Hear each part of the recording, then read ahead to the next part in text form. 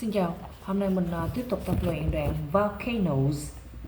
Volcanoes are holes in the Earth's crust which allow molten rock to escape from beneath.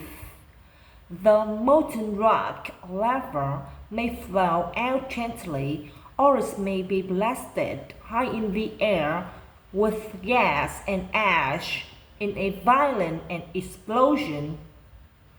There are 850 active volcanoes around the world. Do you know where these mountains of fire are found? 3/4 of them are found within a zone called the Rings of Fire. One edge of the zone stretches along the west coast of the Americas from Chile to Alaska. The other edge runs along the east coast of Asia from Siberia to New Zealand. 20% of these volcanoes are located in Indonesia.